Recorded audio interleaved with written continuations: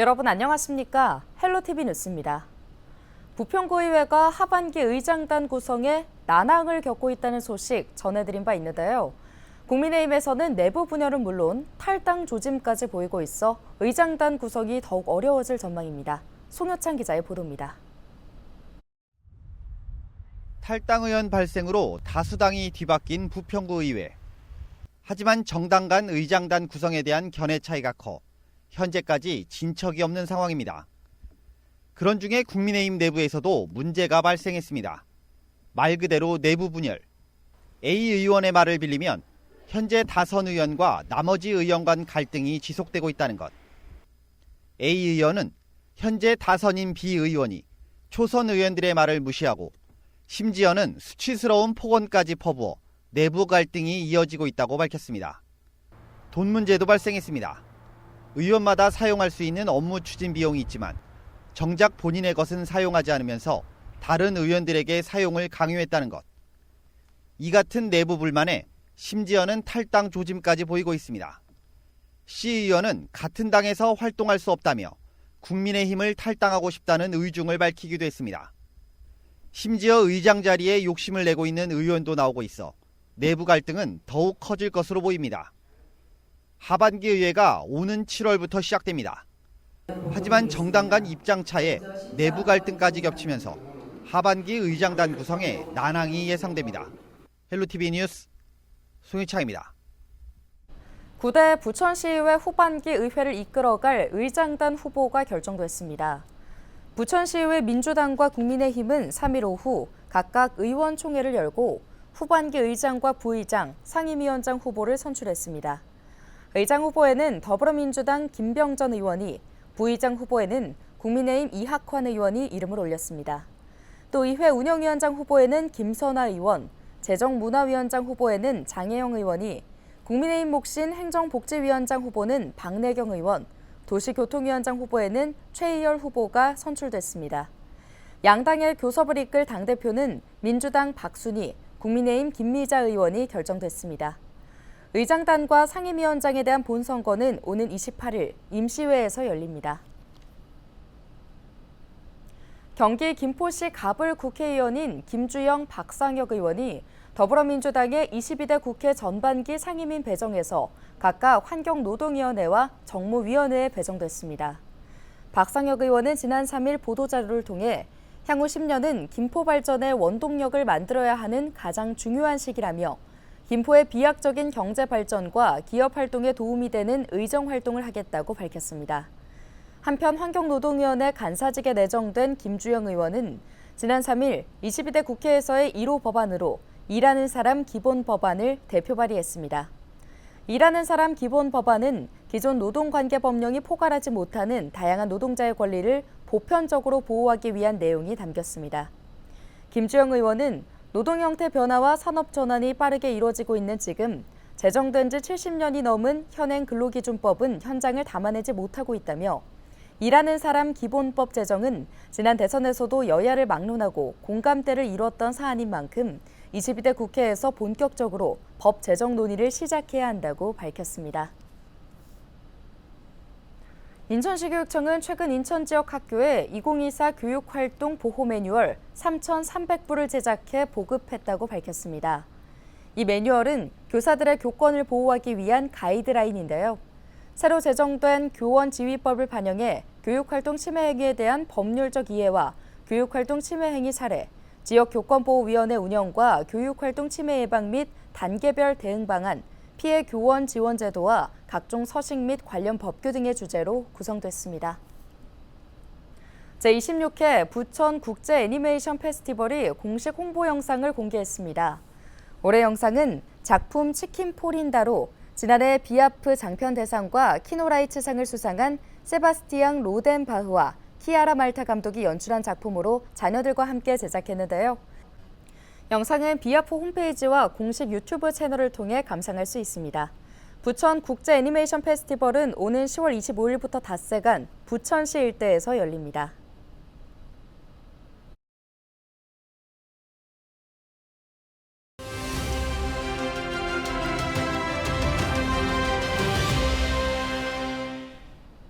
부평 캠프마켓 공원화 방향을 두고 인천시와 시민단체 간 갈등이 다시 커지는 모습입니다. 인천시는 캠프마켓 마스터 플랜에 시민 의견을 반영하기 위해 지난 1년 동안 시민 공론화를 추진했는데요. 공론화 결과 역사적 공간 가치보다 녹지 및 여가 공간 가치가 우선이었다고 시민참여위원회에 보고했습니다. 역사 공원화를 바라온 시민단체는 인천시의 공론화가 편향적이었다고 반발하고 있습니다. 오늘은 김형회 일본 육군 조병창 역사문화생태공원 추진협의회 공동대표 연결해 자세한 입장 들어보겠습니다. 네, 대표님, 최근 인천시가 캠프마켓 공원화 관련 시민 공론화 결과를 내놓은 건가요? 우선은 5월 27일에 이제 시민참여위원회에서 이거를 심사를 했습니다. 지금 이 시민 공론화를 인정할 건지 말 건지 그 역사 교육이 제대로 안 됐다는 부분들이 지적이 됐어요. 그러면서 경론이 벌어졌습니다. 실제로 시민참여위원회가. 결론적으로는 뭐냐면 이렇게 문제가 있는 걸 어떻게 시민참여위원회가 이걸 인정할 수 있겠느냐라고 해서 이것이 그 인천시의 권고안이 통과되지 않고 다음에 이때 재논의하기로 했어요.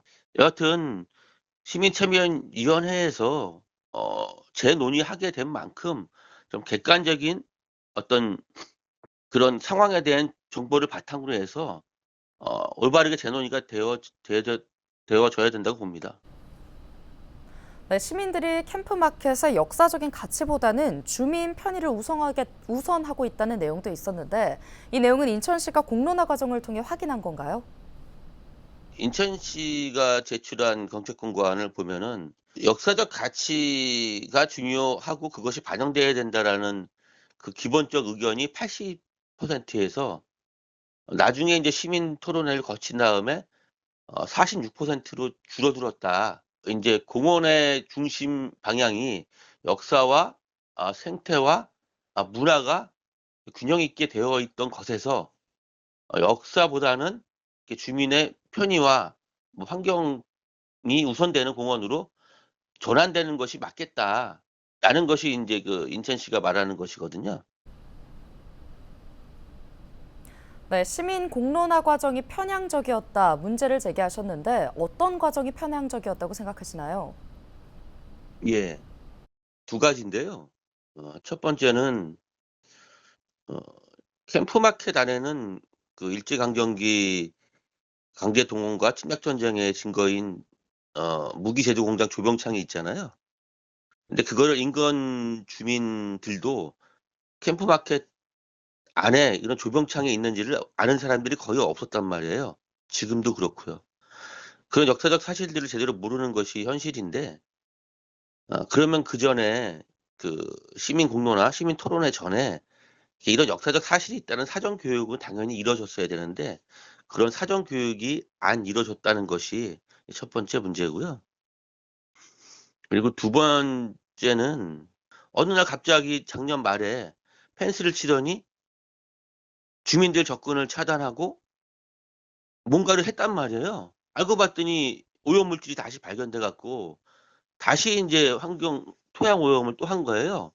근데 그것이 이제 그 시민 공론화, 토론화가 이루어졌던 4월 13일도 그 공사가 계속 그 토양 정화가 이루어지고 있었단 말이에요.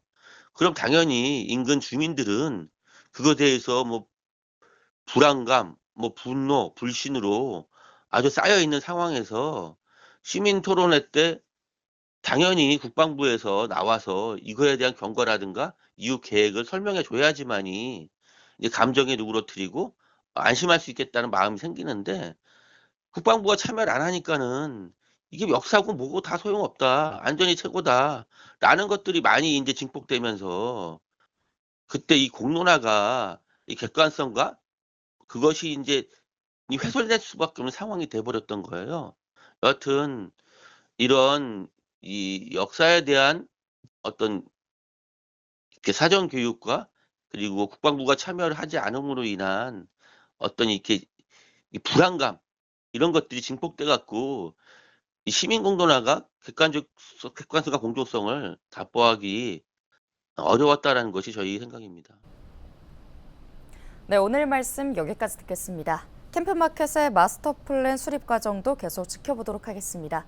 지금까지 김형회 역사문화생태공원 추진협의회 공동대표였습니다.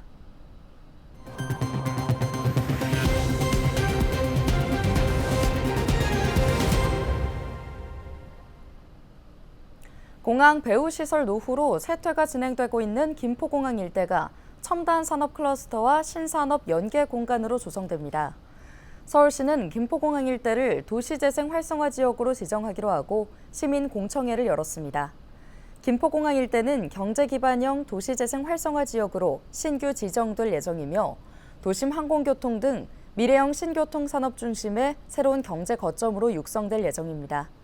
신규로 지정되는 활성화 지역은 100만 제곱미터 규모이며 첨단 산업시설은 물론 생활 SOC도 조성됩니다. 세계 3대 스포츠 행사로 꼽히는 포뮬러1 그랑프리 인천 유치가 올해 내 결정될 전망입니다. 유정복 시장은 최근 열린 기자간담회에서 F1 인천 그랑프리 개최 여부에 대해 정부와 지원체계, 재원 대책 등을 협의해 연말까지는 결과물이 나오도록 준비하겠다고 밝혔습니다. 우선 인천시는 F1 그랑프리를 유치해 오는 2026년 또는 2027년 첫 대회를 개최한다는 계획인데요. 이를 위해 시는 F1 대회 유치 전담반을 꾸리고 올 하반기 5억여 원을 들여 대회 유치를 위한 사전 타당성 조사 용역 실시와 함께 문화체육관광부에 국제행사 유치 의향서를 제출해 기획재정부 국제행사심의위원회 등의 행정 절차를 밟을 예정입니다. 앞서 유 시장은 지난달 25일 F1 대회가 열리고 있는 모나코를 방문해 대회를 참관한 뒤 스테파노 도미니칼리 F1 그룹 최고 경영자에게 협력 의향서를 전달했습니다. 또 지난달 6일에는 개최 의향서도 전달한 바 있습니다. 한편 현재 F1 대회 유치는 인천을 비롯해 말레이시아, 태국, 필리핀 등 아시아 8개국이 뛰어든 상태입니다. 김동연 경기도지사가 지난 3일 박찬대 더불어민주당 원내대표를 만나 경기 북부 특별자치도 설치 특별법과 반도체 특별법 제정 등 경기도 주요 입법 과제에 힘을 모아줄 것을 요청했습니다.